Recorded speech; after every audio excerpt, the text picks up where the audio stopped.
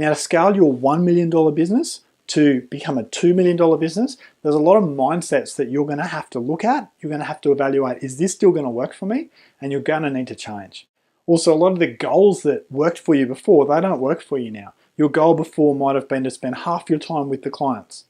Well, that goal doesn't work at $2 million. Okay, it might work at $1 million turnover, but it's not going to work at $2 million. We're sort of resetting your goals and just your mindset on some things. That's where you get the life balance that you went into business for in the first place. I don't know many people who went into business because they wanted to be working a 60-hour week or something. It doesn't make any sense. Okay, you get your life balance partly by all your systems and by making sure you're profitable and all that stuff, but then partly from the right mindsets, because otherwise you'll have a business that's working beautifully that you could quite happily step out of or largely step out of, but you won't do it because your own mindsets are holding you back. Now, some of the mindsets that I've used, I'm going to share with you. Some of them will work for you, some of them won't. Some of them won't hit what you need. Now, I would suggest you get a life coach or someone like that in your life, or at least some really solid peers or mentors who you can be bouncing mindset questions with. One of the mindset things that I've had to get used to is I've had to be okay with the possibility that as I become less involved, problems will happen, things will break, people will leave us because things won't be spot on. And I've had to get comfortable with that and go, you know what, it's not about that. It's about if I can halve my work week and I can only lose 3% of our clients by doing that, by taking my eye off a few things, it's a good trade-off. I gladly trade off, 3% of our clients or 3% of our profitability to be not at work. Another mindset that I've had to get used to is I've stopped looking at our business as something that's flimsy, like it's almost like I viewed it as a paper boat, oh, it's going to get wet, or if there's a few waves, that boat could sink. I've had to go, no, because whether that's true or not, I've had to believe that our business is secure. So the way I view my business is I view it as a strong castle, like a medieval knight sort of castle. And I go, it's a fortress, the wind will come against it, the rain will come against it, but it's built on rock, it's built on good foundations, and it's solid. It doesn't need me to micromanage it. It doesn't need me to be worried that, oh no, it might fall apart. I can go on holidays and it's solid. So that's another mindset that's helped me. Now, even if that wasn't true, just having that mindset is going to be helpful.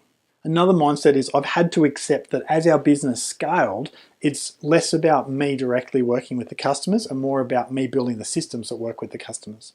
Now, it's hard to do that because I keep finding myself wanting to make exceptions for this client or that client who's been with us for a few years. But as soon as we go down that path, all I've done is broken what I've worked so hard to build.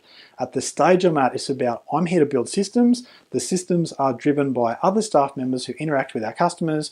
If I try and get involved with customer stuff at the customer level, I'm just going to break things, and I need to keep myself out, which is hard to do. Another mindset I've had to really adopt is to simplify things. I find it so easy to jump in, hands-on in the tools sort of thing and do really complex things that are fantastic. But then if I step out and someone else steps in to do that, they're not going to be able to do it. And they're going to deliver a quality level that's lower than what I delivered. So I need to keep myself off the tools. I need to not be there making everything perfect. I need to let our other staff do a very good job instead of an excellent job, because I need the delivery to clients to be consistent. And by me stepping back on the tools, it becomes inconsistent. It becomes fantastic, to be honest, because I've done this stuff for so long. But I don't want fantastic today and just very good tomorrow, because that's going to create disappointment. It needs to be consistent, very good each week, which is why I've had to step back off the tools and I've had to simplify things a lot. Another mindset I had to get my head around was that I need to care about people. I need to care about customers and their experience, but I can't afford to make exceptions for people just because I'm being nice. Okay, nice will get you to say the $1 million mark. Being nice, like, oh, he's a nice guy, happy to work with him, because that was all about you. But now that's not about you at all, it's about your business. You can't afford to be nice. Nice basically means, look, I'll put my own rights aside, I'll put my own sort of what suits me aside, and I'll just accept that you're not taking responsibility for you. That's really what nice means in business. You can't afford to have that mindset anymore.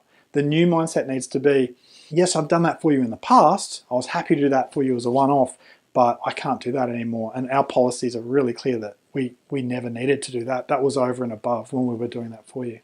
Here's a big one. Being secure about your business. Not being someone who's worried about how you're perceived. Okay, do you think that the big companies like Coca-Cola or Uber care what you personally think of them? No, they don't. They care about what the data tells them of what their entire customer base views them as. So you can't afford to be insecure. You can't afford to be worried about, oh, what's that customer thinking of me, or what are customers thinking about something else. You've got to start being more about what is the entire group of customers perceiving us to be, and are they getting what they need? Now, there's a lot of times where I've had to choose to not give customers over and above levels of service because that just creates its own dramas. Next time they have an issue, they're going to want that again. I've had to choose to go, someone's been demanding. If they don't like what we do, they need to go somewhere else. If we're not giving them what they want and they really want that, they need to leave. And so whereas in the past I would have said to clients or customers, yes, here's what we do, here's what you're asking for, I think I can find some sort of middle ground. I don't do that anymore. Now I say to them, oh, well, here's what we do and here's what you're looking for. I think you need to go to one of our competitors if you want that. If, however, you want this, here's why I think that would actually serve you quite well, but whatever works for you. Now, just getting secure with your clients means that you're no longer chasing them. You're going, here's how it is. Take it or leave it. You don't have to take it. If you do take it, we'll be 100% behind you. But if you don't take it, that's okay. And what it does is it stops you being manipulated. Back when you only had 20 customers, you could make these little individual things happen for your customers. But at the scale that you're at, when you've got a $1 million business and then going to a $2 million business, the individualization of things really needs to stop.